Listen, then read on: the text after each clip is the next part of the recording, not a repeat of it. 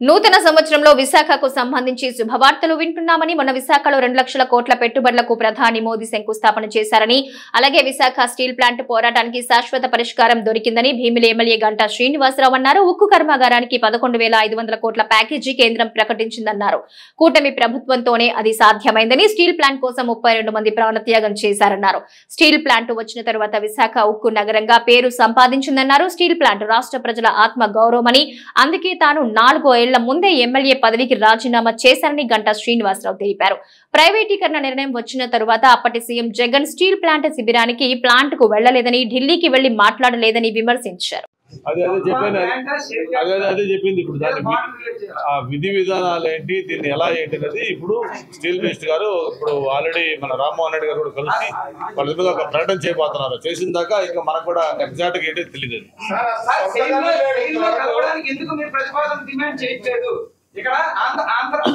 Andhra bank ని union bank లో కలిపితే మనం మాట్లాడలేదు, బిహెచ్సిఎల్ లో కలిపితే మనం మాట్లాడలేదు. ఈ రోజు శైలి లో కలపండి బాబు అంటే కలపట్లేదు. కేబినెట్ ఆ రోజు 2021లో కేబినెట్ పూర్తిగా ప్రైవేటీకరణ మీద ఆమోదించిన తీర్మానాన్ని రద్దు చేయమని ఎందుకు డిమాండ్ చేయట్లేదు? 4 నెలలుగా బకాయిలు ఉంటే ఆ బకాయిల్ని ఎంపీకి చెప్తే ఎంపీ గారు ఎందుకు డిమాండ్ చేసి ఆ బకాయిలు తేవట్లేదు? మొన్న 500 కోట్లు రిలీజ్ చేస్తే 175 కోట్లు జిఎస్టీ కింద తీసుకున్నారు. 200 కోట్లు బ్యాంక్ పరంగా తీసుకున్నారు. ఈ ఇచ్చే 11,500 కోట్లు భవిష్యత్తులో అది మనం జిందాల్ బాకీ ఉన్నాం, లేదంటే ఎన్ఎండిసి బాకీ ఉన్నాం, ఇలాంటి ఏమైనా బాకీలు కట్టేస్తారా? పూర్తి వివరాలు తెలియజేయండి సార్. అదే నేను మీరు అడగక ముందే చెప్పాను, విధి విధానాలు ఏంటి అనేది ఇంకా మాకు తెలియదు, మీకు తెలిసి అనౌన్స్ చేస్తే తెలుస్తాయి. ఇప్పుడు కాదు, మీ ఆవేదన చూస్తే ఈ 11,500 కూడా ఇవ్వడం తప్పు అన్నట్టు ఉంది. కాదు ముందు అలాగే విషయం, ముందు ఈ 11,500 crores రివైవల్ ప్యాకేజ్ ఇచ్చినందుకు హ్యాపీయా కదా? ఫస్ట్ దాన్ని మనం అభినందించాలి వద్దా?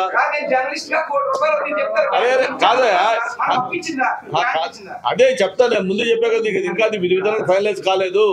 ఈరోజు సాయంత్రం లోపు చెప్తారు, స్టీల్ మినిస్ట్రీ చెప్తాడు ఇది దీని కింద ఇస్తున్నావు, దీని కింద ఇస్తావా, దాని కింద ఇస్తావా, అన్ని కూడా. 11,500 కోట్లు వేరు సార్. అసలు గనులు వస్తాయా రావా? మీ కూటమి నుంచి ఏమన్నా ప్రపోజల్ ఇచ్చే అవకాశం ఉందా? 11,500 తెస్తున్నావు వస్తున్నాయని గర్వంగా చెప్తున్నారు. ఇన్ని సంవత్సరాలు అయినా గనులు ఎందుకు రప్పించలేకపోతున్నాం? ఎన్ని సంవత్సరాలు? 7 నెలలు అయింది ప్రభుత్వం వచ్చి. అంతకుముందు ప్రభుత్వం కాదు, అంతకుముందు ప్రభుత్వం కాదు, ఈ ప్రభుత్వం వచ్చి 7 నెలలు అయింది. కూటమి ప్రభుత్వం వచ్చిన వెంటనే మ్యాంగనీస్ గనులు ఏదైతే ఎక్స్టెండ్ చేసాం. ఇప్పుడు ప్రభుత్వం అనేది ఒక్క రోజులో అన్ని పనులు కావు కదా. డెఫినెట్ గా స్టీల్ ప్లాంట్ ని కాపాడుకోవడం కోసం ఏది అవసరం అంటే అన్ని ప్రయత్నాలు కూడా ఈ కూటమి తప్పకుండా చేస్తారు.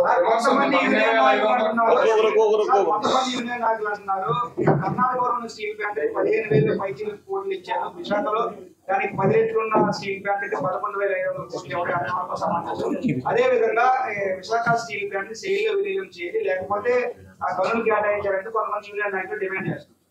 ఇప్పుడు ఇక్కడ విషయం ఏంటంటే, మనం ఏదో మినుకు అంటున్న దాంట్లో 11,500 రివైవల్ ప్యాకేజ్ ఇచ్చారు.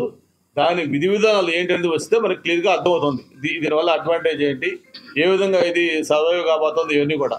కాబట్టి మనకి ఒకరోజు వెయిట్ చేద్దాం. కంగారేంటి, సాయంత్రం లోపు స్టీల్ మినిస్టర్ కూడా అనౌన్స్ చేస్తాడు కదా. 1,500 కోట్లు కానీ 500 కోట్లు కానీ ఇవన్నీ ఇచ్చినట్టు ఇచ్చి జిఎస్టీ రూపంలో ఎక్కడ తీసేసుకున్నారు.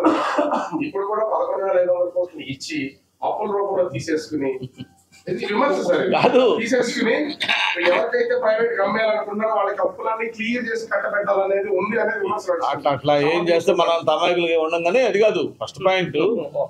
నేను ముందు అందుకే మీకు చెప్పి అడగకముందే దీని మొడాలిటీస్ ఇంకా ఫైనలైజ్ కాలేదు.